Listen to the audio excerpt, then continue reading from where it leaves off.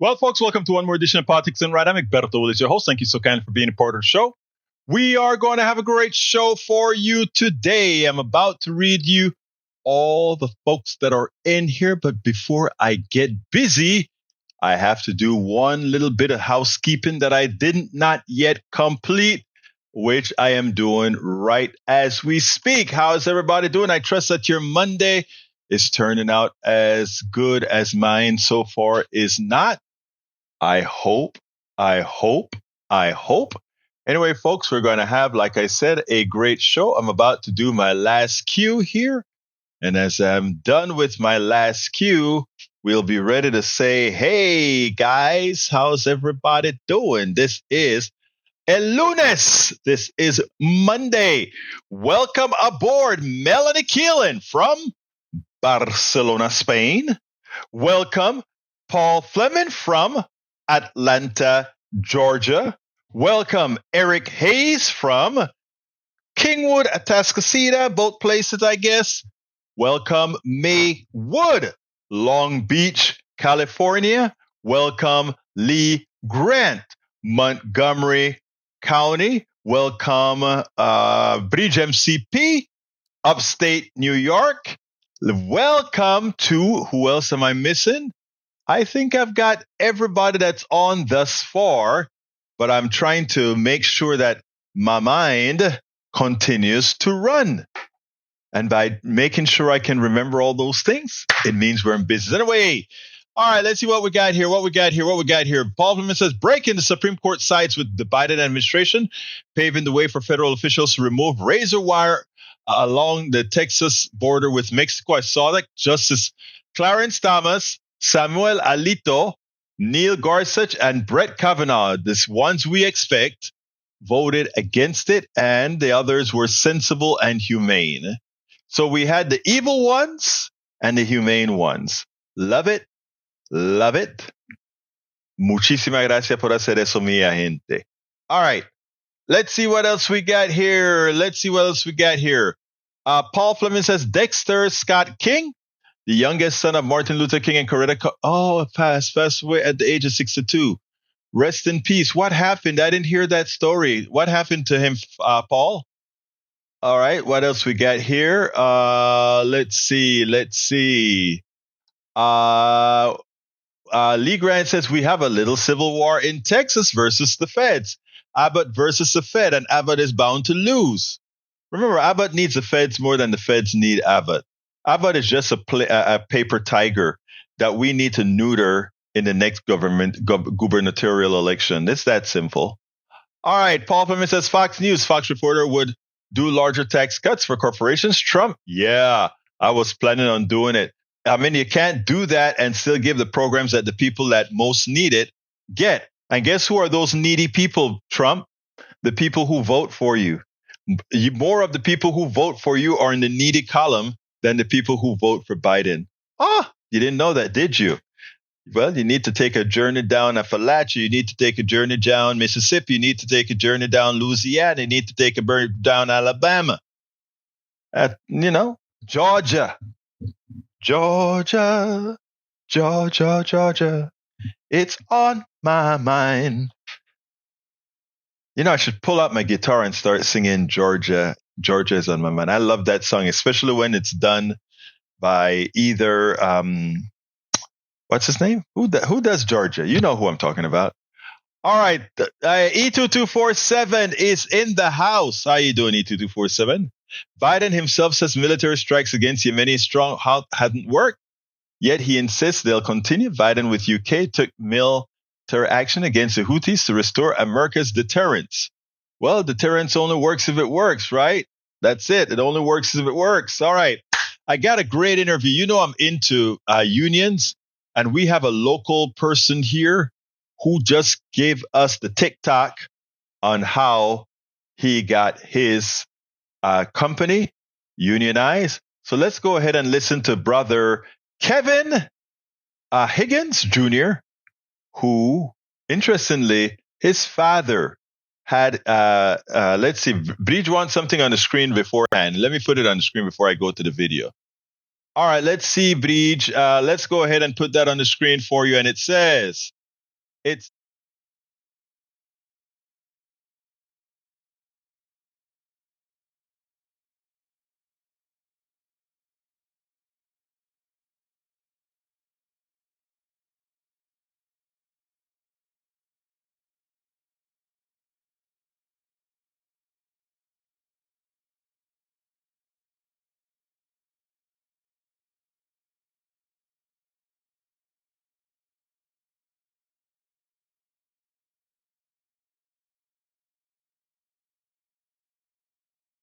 fixed. Okay, okay, okay. It's fixed. There we go. Why there is a border crisis in 2023. Here we go. Hey, AVQ has decided to join us late. Welcome aboard, AVQ from Brooklyn, New York, our one and only Michael Rudnin. All right. Why there is a border crisis in 2023. In 2022, Republicans voted against necessary border funding, opposing $7.2 billion for Border Patrol operations. Also, also $65 million for 300 more Border Patrol agents and $60 million for additional personnel at ports of entry. Republicans created the current problem so they could use the border as a fear-mongering dog whistle against Biden. That's very typical. Very, very typical. Anyhow, continuing, let's go ahead and go to the interview that I did last night with this guy's dad participated with us in Occupy Kingwood. Occupy Kingwood. It turns out his son has learned well and he's occupied his place of employment, for which we are very, very proud. Here we go. Welcome to another edition of Politics Done Right. I'm Egberto Willis, your host. Today, I have a special guest. Like I tell you guys all of the times, it's the rank and file folks, the people on the ground that make things happen. Don't believe what you hear about these executives or these big shots. It's the people on the ground doing the work. I'm honored to have Kevin Higgins Jr. How are you doing, Kevin? Hi, how's it going, Alberto? I am doing great. Let me tell you, a newspaper article came out titled, "Workers with Harris County's Nonprofit Mental Health Provider Seek to Have Union Recognized." Let me tell you, Kevin, I'm one of those people who believe every rank and file worker should belong to a union. Tell me a little bit about what you guys did at the Harris County Mental Health Provider. Tell me a little bit about it. Yeah, so, wow. Okay, so about 10 to 12 months ago, we reached out to CWA and we started discussions on how we were going to create our union. And we've been in touch with our organizers at CWA, and we've been collecting signatures for the last, like I said, 10 or so months. And we've designed a union logo. We've met with, Rodney Ellis and Lena Hidalgo. And we have a lot of support in the local political community. So we're kind of building a little ecosystem here where we can get leverage to kind of state our case and get what we want. Now, according to the article, you guys haven't seen significant increase in the wages and benefits over the last 20 years or so. Is that correct? Yeah, that's correct. I think we got a slight, like 40 cent raise last year. It's not significant. It's not adjusting for the cost of living and the inflation that we're experiencing, and kind of burden as workers to kind of suck it up and take it.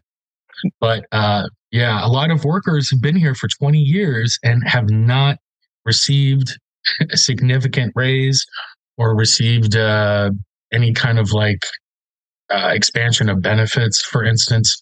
Like it's becoming a problem because we're being sort of priced out of the same community that we're serving. That is amazing. That seems to happen all the time. Now, this is the Harris County. This is a nonprofit. Is that correct? Yeah. So it's kind of a weird situation because they like to use the term nonprofit when it sort of benefits them, but really we're an apparatus of the county. We're like I guess that's a good question because, like I said, they like to use they like to use certain language when they don't have money. Oh, well, we're a nonprofit. We can't afford these increases, but they have access to government funding. They have access to state funding. They have access to federal loans, and they can, if they wish to, file for them. Now, the Harris County, the Harris County, the Harris Center for Mental Health, you guys have 2,000 workers. And I imagine if you take a look at it, I imagine the executives that run this particular quote unquote nonprofit, they never suffer not having their high wages, correct? The executives of this organization. Yeah. So the executives, so it's interesting you say that because they have not been transparent in their salaries. We haven't seen in 8 years. 8 years they have not disclosed what their salaries are, what their bonuses are, and a lot of people are a little frustrated by that because transparency would be nice in this situation. If everybody had to share the burden of pulling up ourselves by the bootstraps and tightening our belts, that's one thing. But you can't ask people to do that while simultaneously not disclosing your salaries or your bonuses. Absolutely. So, Now, what services does Harris Center for Mental Health provide to the Harris County community? Yeah, so we're the largest mental health provider in the state of Texas.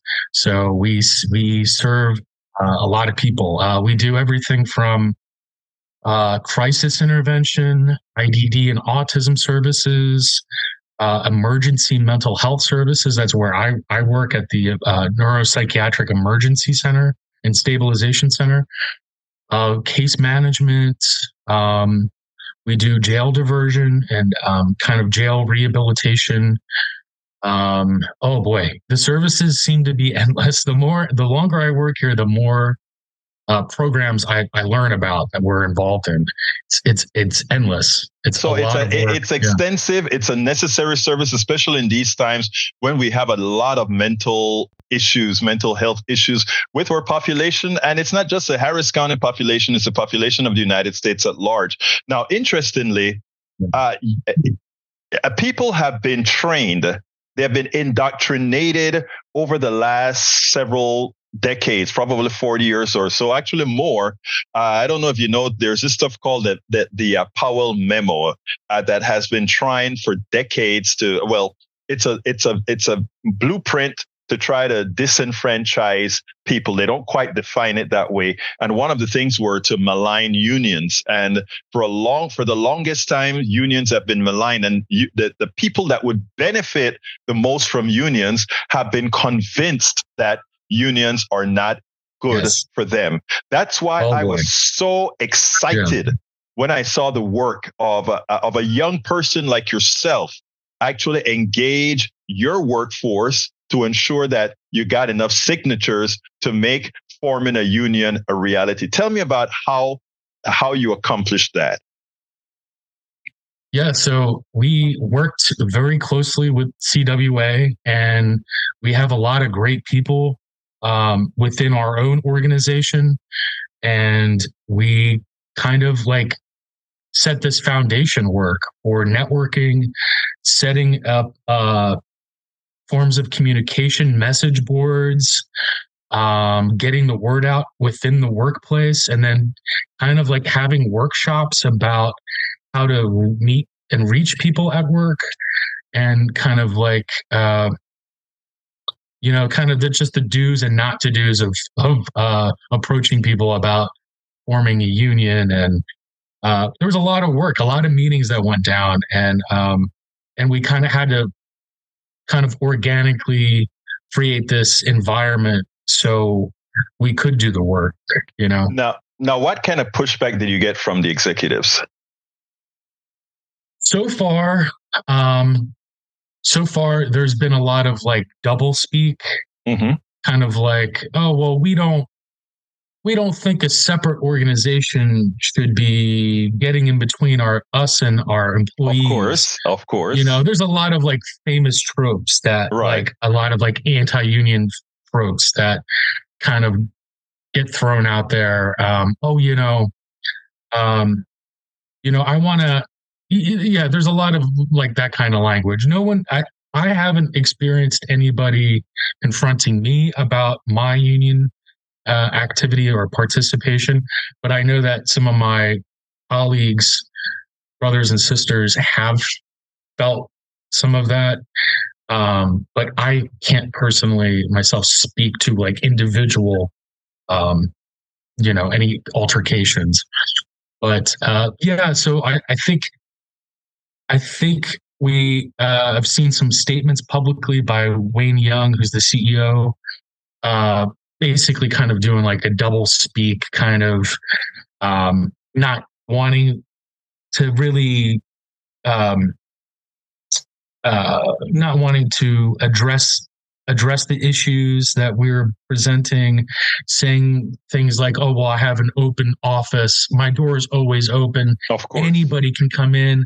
But we know that dynamic, there's a power dynamic. There's a power imbalance in that. Well, the fact situation. of the matter is, if they really cared, they wouldn't have left you guys hanging for decades without a pay increase, a substantive pay increase. Now, one of the advantages you guys seem to have over, let's say, unionizing many other places is that you had the actual support.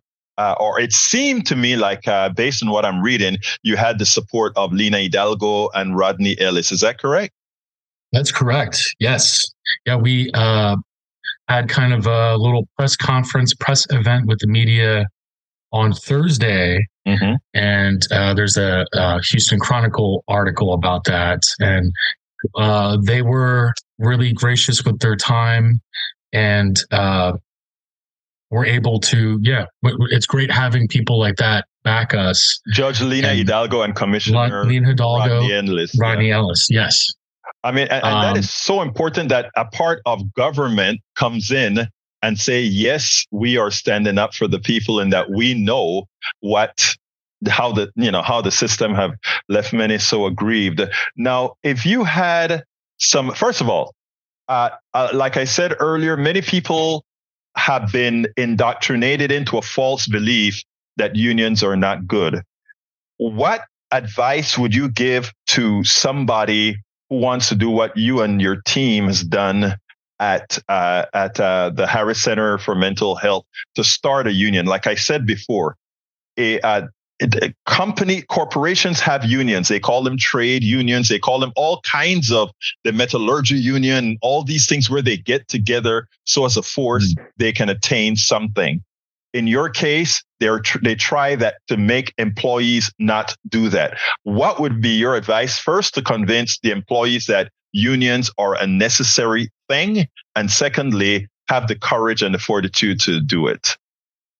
Yeah, so one thing that unifies all of us is we all have a boss and we're all workers, So when you can kind of get down to kitchen sink politics and talk to people about their day-to-day issues, like gas, the price of gas, price of all these amenities that have gone up, and you explain to people in basic terms that, like, if we get a union, our pay is going to significantly increase, and we'll actually have a seat at the table, and we'll be able to democratize our workplace. So when people hear things like democratize your workplace, pay increases, expanded benefits, people are a little more receptive, because there's, like you said, there's been this campaign for the last 40, 50 years, even before Reagan, I'm assuming, right. of anti-union sentiment within our political discourse. But yeah, I mean, when you just break things down item by item, talk to people about day-to-day stuff, and they tend to relate, they like the idea of a democracy at work, It is so important, Kevin, and that is what's so exciting. And when I tell you, I am genuinely excited because for all the things that we promote, and that is people taking command of their own lives, people taking command of their own personal economies. That is what you have done. That's what you all have done collectively, which is, I think, one of the most important things to do, to give people hope, to give people, to make sure that people know we can't empower them because they're already empowered. They just need to use said empowerment like you all did to get the job done. The last question I always ask is an easy one, but yet a hard one. What would you have liked me to ask you that I didn't? Gosh. I told you. Oh my gosh. Alberto, you were very thorough. I won't hold it on. I won't hold you to it, but I just want to say that, just in case there's something else that you wanted to get out, but I'm glad that you got all that you wanted to get out. Kevin Higgins, a hospital transfer coordinator and organizing committee member that got the job done. It was my pleasure to have you on Politics Done Right, my friend. Thank you so much for having me.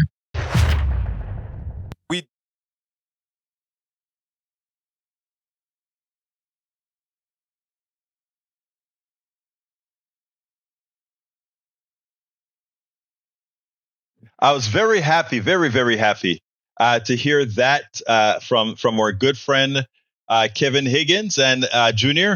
And just like we have in our own PDR posse, Yvette Avery Herod, who is what I call our union specialist or union activist or union everything.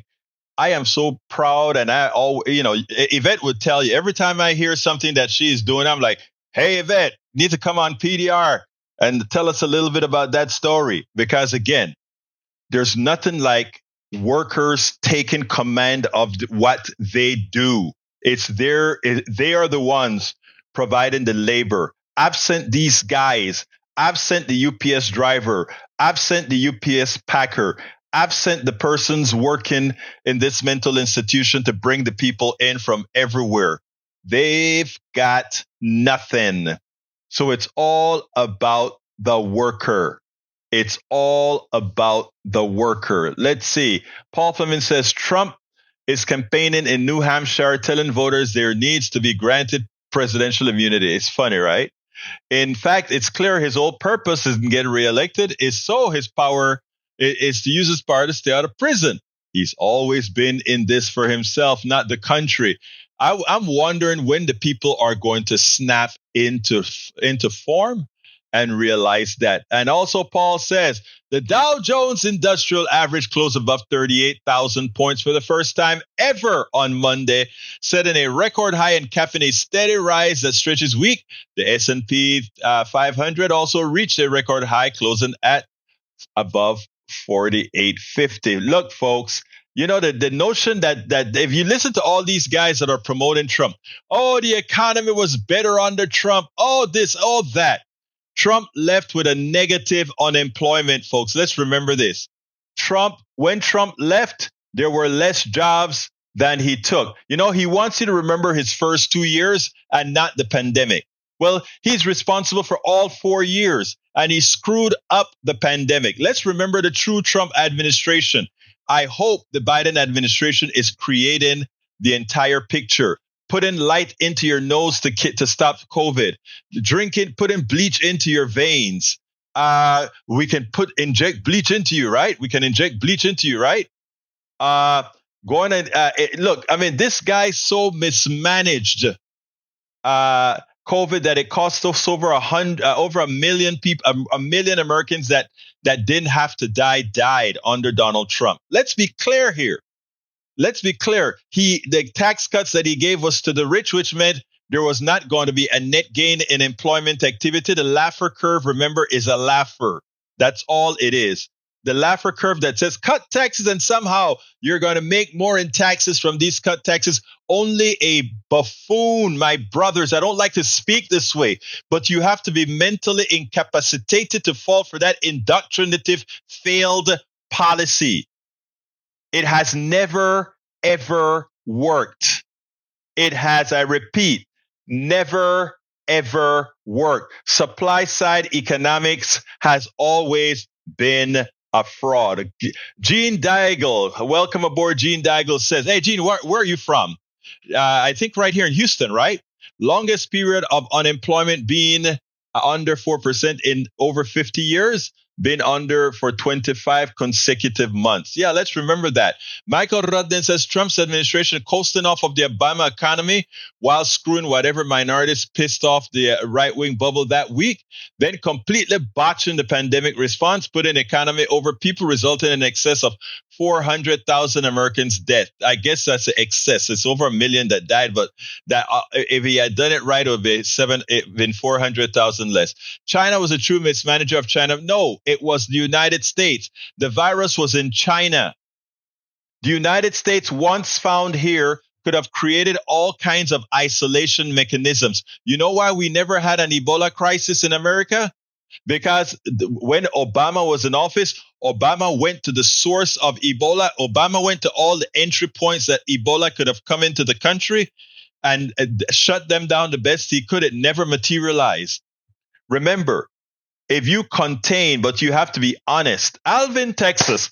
I got to put that in my mind, Daigle. Gene Daigle. Alvin, Texas. I like when in the beginning of the program when I'm calling people out, I like to call where you're from. Daigle, Alvin, Texas, the same place that Nolan Ryan is from, our star Astros player. All right. What else have we got here? Okay, I got another video for you. You know, poetic justice is an interesting thing, folks. You remember when the right wing was trying to make it look like Donald Trump was the doofus? I mean, that Biden was a doofus and he was a bumbling person in the way he spoke and all that kind of stuff. It's interesting because the bumbling, you know what, is really whom again? El Señor Donaldo Trump. I want you to watch this. And then we'll take it on the other side. En el otro lado. Let's go. Poetic justice and karma. When they come together, they can be pretty darn rough.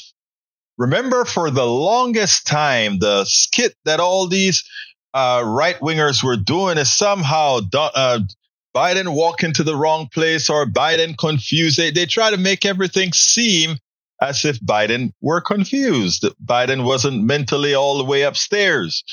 Well, it turns out, like always, what is the most famous things that those right-wingers do, the right-wing politicians, Republican politicians do?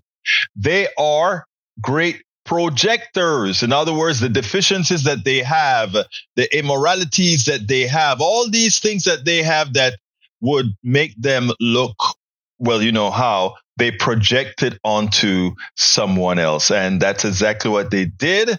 And now, as it turns out, because Trump is always out there, we can roll it and see who may be a bit mentally deprived, mentally unstable, mentally maybe kind of losing it a bit. Check this out. We'll take it on the other side.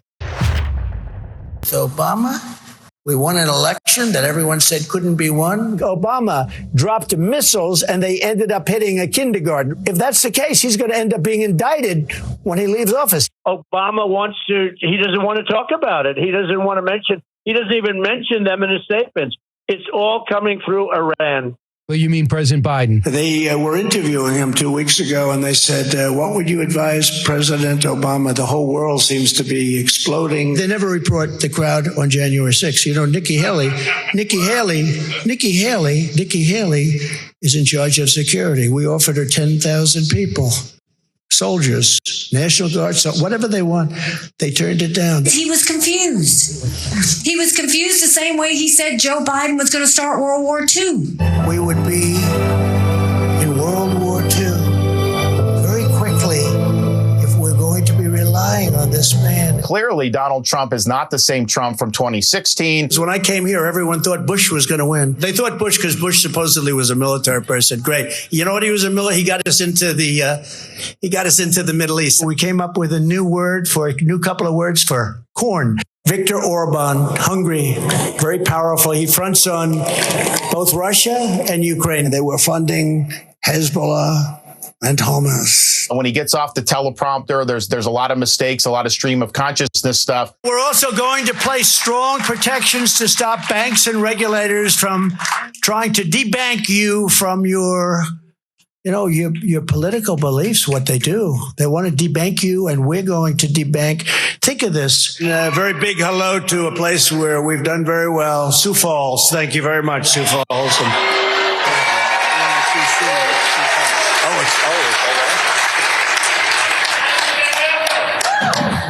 So Sioux City, let me ask you, how many people come from Sioux City? No, the Nikki Haley thing That one was disturbing. We talked about this on Friday about Obama and all his problems, and there was actually some poor guy who said, "Oh, they're making things up now to distract from Joe Biden." No, I'm not trying to distract from Joe Biden. Joe Biden's doing just fine.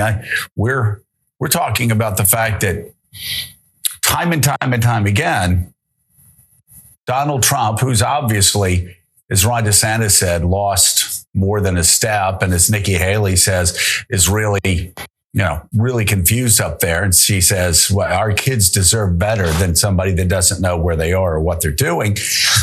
But you see him go through his speech and he struggles and he starts to say Obama, and then he cuts himself off because his mind's going, wait, is Obama really president? Still? What decade am I in? And then he continues and he goes ahead and just says Obama's name because he can't remember Biden's name.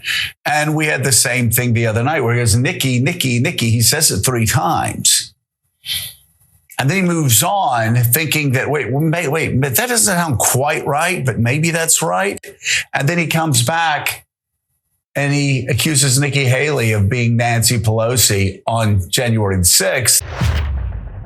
So there you go. Donald Trump. If that were Joe Biden, think about what the media would have been doing with it. It would have been played up all over. It would be on reels over and over again. Thank you, Joe Scarborough and team, for actually putting this montage together. Because, as it turns out, we don't get this kind of coverage on the mainstream media generally. In other words, they'll talk about it in passing, but actually to hammer home exactly what somebody like Trump is doing. I mean, if President Biden trips, if President Biden stutters, it's the end of the world, his mind's going. But Donald Trump, for many, many seconds, sometimes over a minute, he talks nonsense. And people see that as being coherent. Is that somebody you want the red button? Well, you don't want him close to the red button no matter what. But is that who you really think should be controlling our country? I don't think so. We spend a lot of time deconstructing the news, trying to parse it into a form that everybody can understand. We try to find those little nitpicks where it flies above the fray, etc. If you really like these videos that we do, I want to ask a big favor. Please go ahead. Number 1, subscribe to our channel. And number 2, please join if you can. Thank you so kindly for watching. Keep watching. Please remember to share. We must populate the entire internet with our progressive message, a message that we know is what most Americans say that they want. So help us, please join. All right. Okay. So that is the guy that some of you want to run this country. Somebody that can't remember who is president, who was Speaker of the House during the insurrection that he caused, Oh, so many things. But you want him to be president, right? And let's get this virus thing down packed, okay? Because I am a scientist, well, an engineer, a step below a scientist, all right? And let me be clear. In other words, I let the scientists do the work, and engineers actually learn what the scientists did and create something useful with it. That's what engineers are. But let me tell you, all right? Forget. I don't care if the virus was engineered by China. The fact that we didn't contain the virus is the issue. The fact that we didn't treat the virus like the emergency that it was is the issue. Countries who did, okay, then those countries did fine. Without all the advanced vaccines or anything, Panama did fine. Well, we had a lot of debts too, but not like the United States. And it's idiotic to actually say Fauci is to be blamed. That just doesn't add up with the facts. But again, when you get your information from that sort of stuff, it can actually mess with your mind. So we have a lot of people on the right who look rather, I'll be as nice as I can, but it's the truth. The right makes many of you good people look fairly dumb because it stops you from looking at the science. It stops you from being scientific. It stops you from doing the research on your own just because it fits a profile you hope that it would fit. I don't even care, Rudnin, if China created this virus and it slipped out. I don't even care about that, right? The fact that we couldn't contain it is the issue. We could have contained it. Anyhow, but we'll look again. There are some people that don't mind surrounding themselves with ignorance, surrounding themselves with being less than mentally competent. Okay? So again, the person responsible for the many hundreds of thousands of dead Americans is the person trying to be president again, and that is Donald Trump. And he won't get anywhere close to that. No, Rudnin, COVID can be contained. Yes, it's airborne, but it could have been contained. And the way you would have contained it is exactly the way we eventually contained it before the vaccine. It's exactly how other countries contained it before the vaccine. You see, look at the silly things that Eric is talking about. Oh, no, the NIH funded to kill Americans. Oh, my God. Think about that. Eric, if you don't see that how that makes you look, I'm sorry, but I mean, it makes you look very unintelligent. To put it bluntly, my brother, I love you, but it really makes you look dumb. And it really makes me feel like there's something wrong upstairs. For people who believe this kind of stuff, that somehow this machination could work. I am sorry to say it that way, but I can't help it. It makes you honestly look dumb. But you're not. Get away from your ideological infarct, and then you'll do fine. All right. Bree says, Egberto, Trump said in New Hampshire, he says Obama because he thinks Obama is running the show behind Biden, and he took another cognitive test, laughing my ass off. I know what you're saying. Daigle says, remember that Obama and the NIH and the CDC had many locations around the world set up to test the viruses early. Under Trump 85, all of those locations were closed down. Yeah. And again, Michael says other countries' mask mandates, stay-at-home mandates limited their deaths compared to the U.S., where our people actively became super spreaders just to own the lives. Exactly, Michael. That's why I said we could have contained it. Here's the funny thing about it, right? Think about this. If we stopped immigration or contained immigration tightly, and you remember that 2-week stay-home thing? that would work if folks abide by it, right? Because the people who have the viruses would come in, quarantine, it dies out.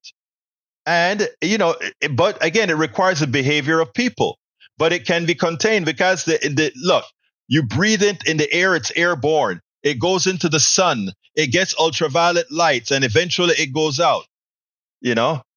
So I mean, it's amazing. Anyway, it's sad that we have to, our brothers and some of our brothers and sisters allow themselves for ideological reasons to put their own their health, the health of their families, and not only that, the future intelligence of their offspring in danger. But we try our best to do, and that's what Politics Done Right is here for, to try to do some form of education, All right, let's go ahead for the third video, Senator Klobuchar and abortion. I want you guys to listen to this one. This is a good one because it shows the failure of Democrats to articulate certain things appropriately. And in doing so, we sort of give many on the right an entry point. Check this out, and then we'll take it on the other side. We need Democrats to be very prepared with answers at every angle, in every direction when they're in front of the media. Already, I don't care what news network we're on, progressives and Democrats seem to have to go the extra mile in answering questions. They have to even justify truths that they tell, unlike Republicans who come on, spew lies, spew misinformation, spew things that are not accurate, and don't really get questions many of the times. Well, Senator Amy Klobuchar appeared with today on MSNBC, and she was presented with a video from that showed Nikki Haley stating that abortion, the Democrats are lying about abortion. To have a national ban will require 60 senators, and they know that will never happen. Okay, let's listen to this exchange, and we'll explain where Klobuchar failed in the response. Nikki Haley said on Sunday on Face the Nation that the threat of a national abortion ban is a lie put forth by Democrats. Let's watch. 60 senators would never approve a ban on abortion. That's a fact. That's a fact. So why put out something that's implying something's going to happen to the American people that is a lie? That's never going to happen. Is a national abortion ban not a threat? It is a threat. You know why? Number one, people said it wasn't a threat to get rid of Roe v. Wade, and it happened. Number two, President Trump, leading in every poll, has in the past said women should be punished. And now I guess we say to the voters of this country, who would they rather have in? Someone who has said he supported bans in the past, or someone like Joe Biden, who has made it very clear that he wants to codify Roe v. Wade into law and guarantee that women have the right to make their own decisions about their health care and not politicians.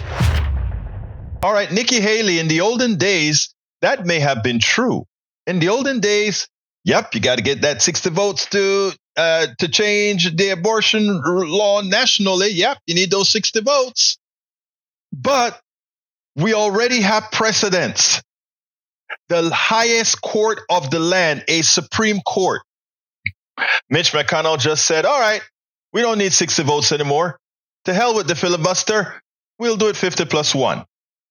So what Klobuchar should have said is Nikki Haley's statement that somehow it's going to require 60 votes to change it makes no sense given the history of the Senate, given the history of Republican control of the Senate after having selected the Supreme Court justices with not the 60 votes that one would expect, but with 51 votes. It is so important that we are ready to answer the questions and make the American people understand. Don't fall for the smoke and mirrors from the right. Don't fall for it, because they say whatever they get to come into power. And when they're in power, what ultimately happens is you get hurt as they try to blame someone else. Wake up, smarten up, get your head on right. It is so important that you get your head on right. But you can't they've lost the abortion debate. So what they're trying to say is, even though the states can do what they want, don't worry. It won't go national. So even if you live in Alabama, or if you live in Mississippi, or if you live in Texas, you can go ahead and get your abortion in Illinois, in New York, in California, in New Mexico, So let's keep our ideology, our hypocritical ideology here. It won't go national, so you can still go out of state. Of course, if you're a poor person, you're hosed because you don't have the mobility to go to California or any one of these places, right? But even that statement is false. Why? Because just like they killed the filibuster, McConnell did for the Supreme Court, so will they do if for some magical reason Donald Trump came into power and the Republicans took over Congress by a vote or two. They'll have the necessary amount of votes. They'll simply kill the filibuster for that bill and go ahead and pass the bill. Okay? Passed. That's what it's all about. Don't be fooled. Don't allow them to make you dumb.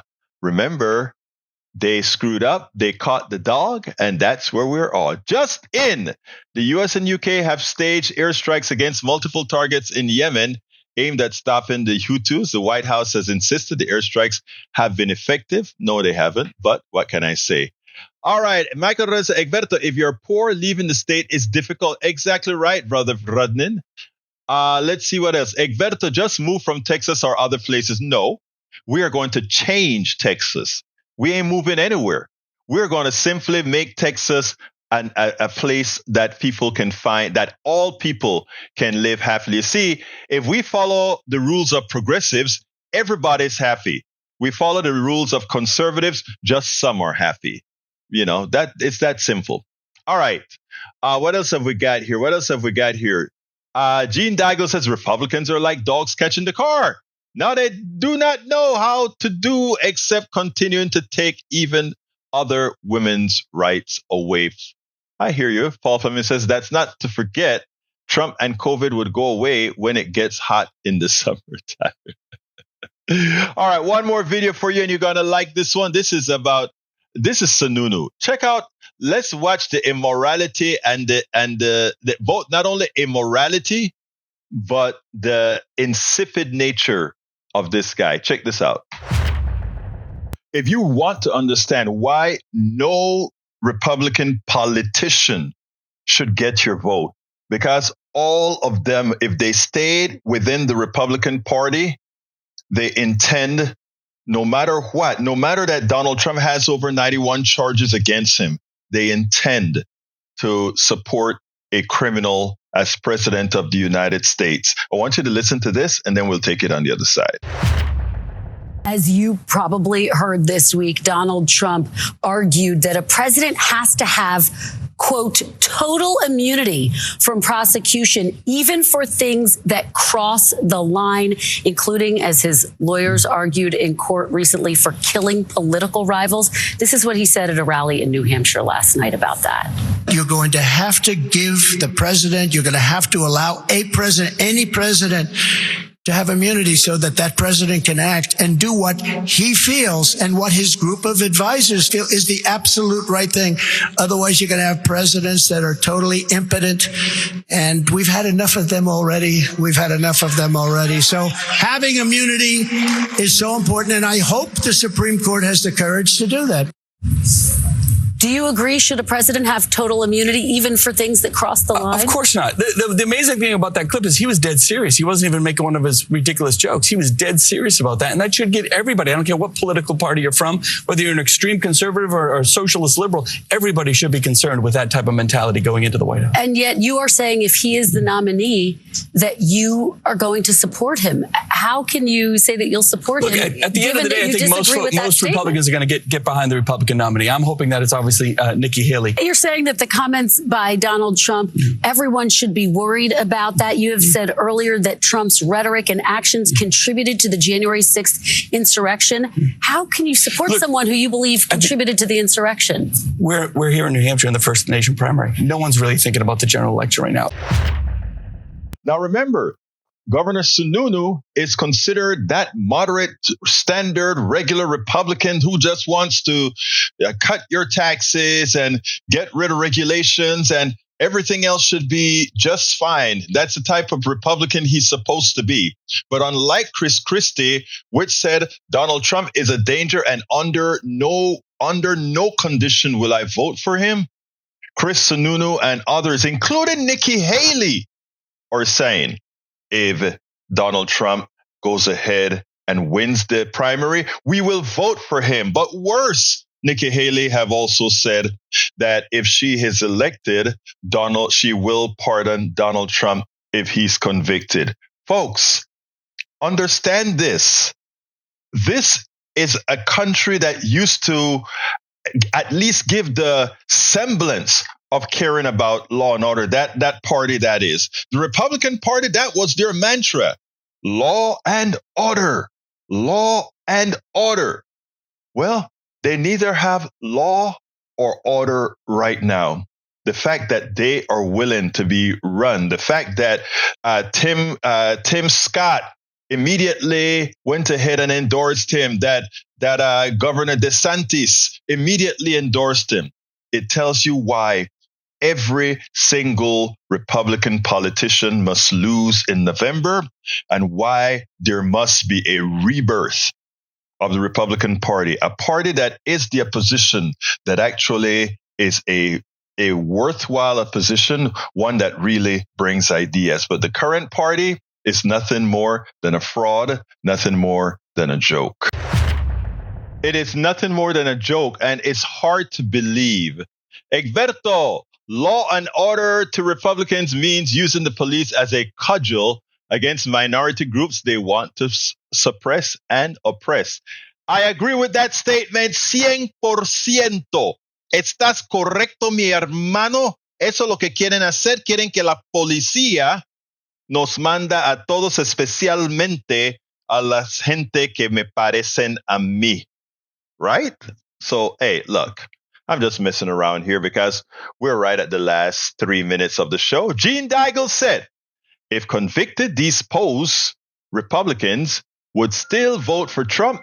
That is the antithesis of a country that follows the rule of law, meaning they are against everything the founding fathers envisioned.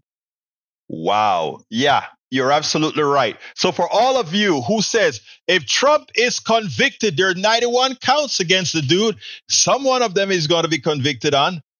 91 counts. And if this criminal finally gets his conviction, we still want him to be Presidente de los Estados Unidos. We still want him to be President of the United States. Oh, my God. The law and order party is gone. Anyway, folks, please. We're coming to the end of the show. I want to remind all of you that this show needs your support. Soporta el programa, por favor. Please support the program. How can you do that? ¿Cómo lo puedes hacer? You can support this program by going to politicsdoneright.com/support. politicsdoneright.com/support. The link I just put into the feed. You should see it on Twitch, Twitter, Tumblr, everywhere. I just put it in the feed. Click on that and find whatever form you want to support us is there. But I want to ask you one humongous good thing to do. Subscribe to our newsletter. First of all, it's free. I want to get information out there. So our newsletter is free, but there's a special. Anybody who signs up as a paid subscriber to our newsletter gets access to all of my current 5 books. Not only that, but all my subsequent books will be there for usted, for you to read. So please go ahead and go to politicsandright.com/newsletter. Subscribe to it for free. But those of you who say, I don't only want to do this for free, I also want to support this project, getting the message out, making sure that we populate the internet with blogs, with videos, with audio to promote our message so that we can educate the people, so that the kinds of information that really destroys the minds of people we love, including folks like my brother here, Eric Hayes, and others. Again, they're a part of our family. Eric can't leave the family now. He's a PDR posse. But he still allows himself to be deluded by some people who would use his most inner fears to convince him of things. But you hear what I'm saying. Please support us. Go to politicsandright.com/newsletter and subscribe. politicsandright.com/newsletter. I got to get out of here. My name is Egberto Willies. This is Politics and Right. And you guys know how I end this baby, right? I am what? What am I? Oh. We spend a lot of time deconstructing the news, trying to parse it into a form that everybody can understand. We try to find those little nitpicks where it flies above the fray, etc. If you really like these videos that we do, I want to ask a big favor. Please go ahead. Number 1, subscribe to our channel. And number 2, please join if you can. Thank you so kindly for watching. Keep watching. Please remember to share. We must populate the entire internet with our progressive message, a message that we know is what most Americans say that they want. So help us, please join.